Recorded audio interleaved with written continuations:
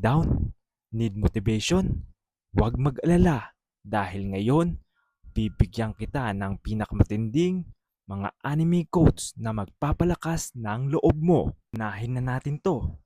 Power comes in response to a need, not a desire.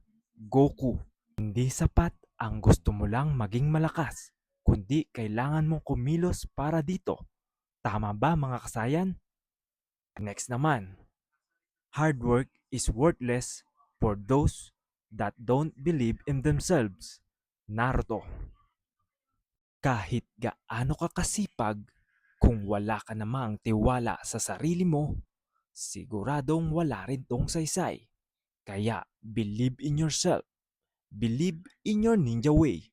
At syempre, mga One Piece fan dyan, assemble! Sabi nga ni Luffy, forgetting is like a wound. The wound may heal, but it has already left a scar. Kaya kung nasaktan ka, okay lang yan. Dahil dala mo ang mga lessons at ready ka na for your next adventure. Anong anime quotes ang pinakatumatak sa'yo? Comment down below. Huwag kalimutang mag-like at follow for more na marami pang ganito. Okay ba yun?